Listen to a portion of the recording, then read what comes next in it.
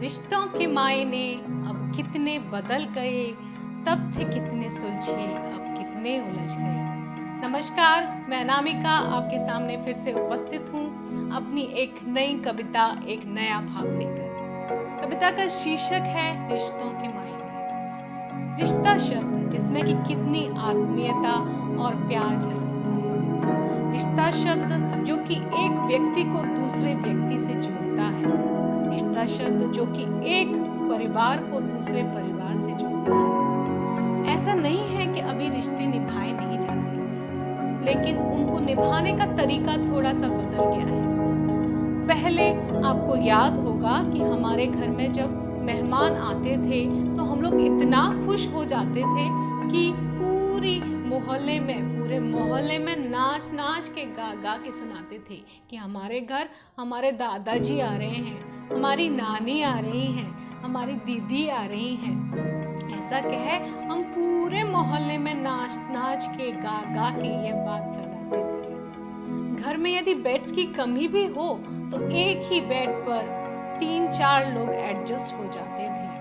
तकिए की कमी हो तो एक ही तकिए पर एक सिरहाने तू एक सिरहाने मैं करके एक ही तकिए पर 2-2 लोग एडजस्ट हो जाते थे। लेकिन अभी यदि किसी के आने की बात होती है तो पहले ही हमारा यह कहना होता है कि घर तो बहुत छोटा है, कैसे एडजस्ट होंगे। ऐसा कहे हम बात को ही टाल जाते हैं। कुछ ऐसी ही छोटी बड़ी बातों को लेकर बुनी गई है मेरी यह कविता, रिश्तों के मायने।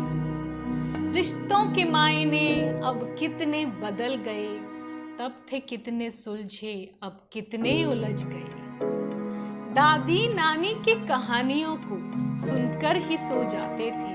दादी नानी की कहानियों को सुनकर ही सो जाते थे और उनके पात्रों को मन मन में ही जी जाते थे। अब ना तो वो कहानियां और किस्से ही सुन पाते हैं।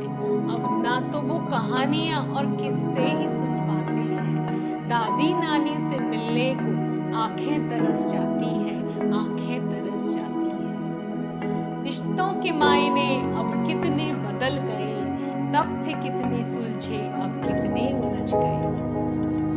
घर में किसी के आने पर इतना खुश हो जाते थे, नाच नाच के पूरे मोहल्ले को सुनाते थे।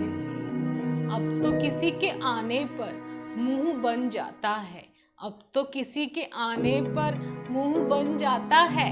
घर है छोटा, घर है छोटा, ऐसा कह बात को ही टाल जाते हैं, बात को ही टाल जाते हैं। रिश्तों के मायने अब कितने बदल गए, तब थे कितने सुलझे अब कितने उलझ गए।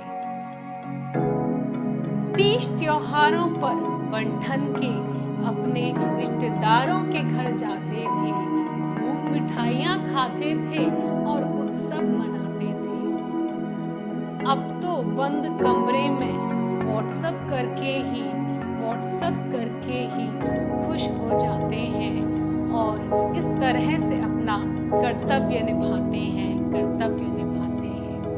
रिश्तों के मायने अब कितने बदल गए, तब थे कितने सुलझे अब कितने उलझ गए।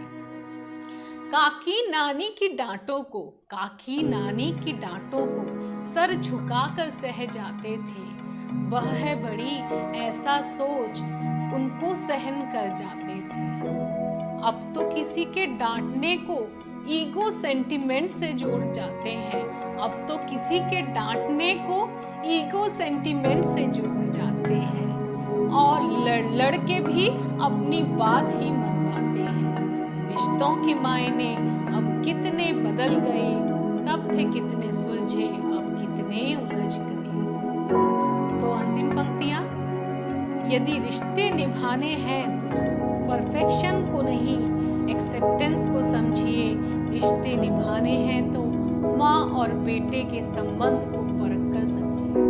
जैसे कि माँ अपने बेटे के सभी छोटी बड़ी हरकतों को, सभी छोटी बड़ी बातों को नजरअंदाज करके जीवन भर उसके साथ संबंध निभाती है, एक हेल्दी रिलेशनशिप मेंटेन करती है। उसी तरह से यदि आपको एक अच्छा रिश्ता निभाना है तो अपने रिश्तेदार की छोटी बड़ी हरकतों को, छोटी बड़ी बातों को नजरअंदाज करके आप एक अच्छा संबंध निभाइए, तभी आप एक हेल्दी रिलेशनशिप मेंटेन कर सकते हैं। क्योंकि गलतियां आपसे भी होती हैं और आपके रिश्तेदारों से भी होती हैं। यदि हम छोटी छोटी बातों पर ध्यान देते रहे तो कभी भी एक अच्छा संबंध